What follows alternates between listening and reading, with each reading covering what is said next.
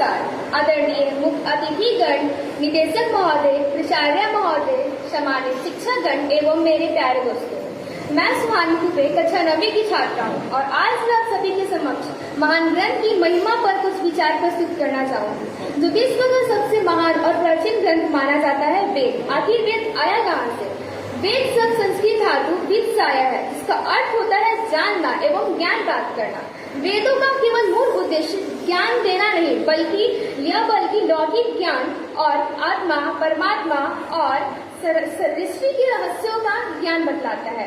वेद के 4 वेद हैं। पहला ऋग्वेद, यह सबसे प्राचीन वेद है और इसमें स्तुति जैसे नीलम पूजाश्या मलगो मलांगम सीता समारोह पिताम भागम पाड़ो महासा इकचारुचापो नमामि रामम रघुवंशनाथम और प्रार्थनाएं हैं।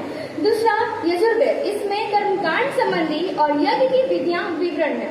तीसरा सामवेद, यह संगीतात्मक रूप में मंत्रों का संकलन है जो गायन हेतु प्रयोग किया जाता है। चौथा अथर्ववेद, इसमें आयुर्वेद, रीति, जीति और जीवन की व्यवहारिक बातों का ज्ञान है। तो चलिए अब बात करते हैं कि वेदों की विशेषता क्या है। वेद कोई मनुष्य द्वारा लिखी हुई किताब या रचित पुस्तक नहीं है, बल्कि यह कई वर्ष पूर्व ऋषि मुनियों द्वारा तप, कठिन परिश्रम और दिव्य श्रुति के द्वारा प्राप्त हुआ है।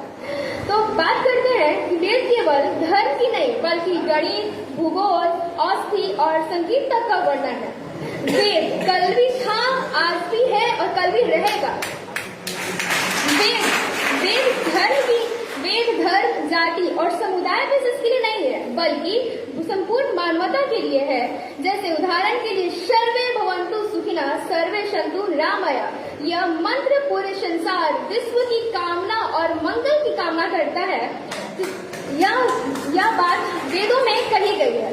संसार में ऐसी कोई पुस्तक नहीं है जिससे हमें, या वस्तु नहीं है जिससे हमें सुख की अनुभव हो सके, पर वेदों में लिखी हुई मंत्र, जिसे वैदिक मंत्र कहते हैं, मन त्रयत इति मंत्र, यह हमें शांति, समृद्धि और सद्भावना की ओर ले जाता है। तो चलिए अब बात करते हैं कि आखिर आज के समाज में, आधुनिक समाज में वेदों का क्या महत्व है और हमारा क्या कर्तव्य है। हमारा कर्तव्य वेदों को समझना और अपनाना है। जी हाँ, हमारा कर्तव्य वेदों को समझना और अपनाना है।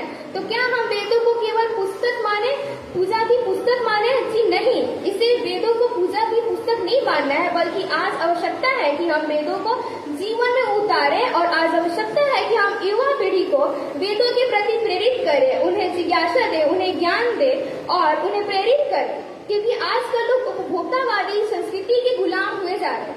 तो आगे अगली पीढ़ियां भी संस्कृति और ज्ञान की जोड़ों से जुड़ी रहे। धन्यवाद। ओम शांति शांति शांति। बहुत बहुत धन्यवाद Suhani. Now please welcome Vaishnavi Gandhi.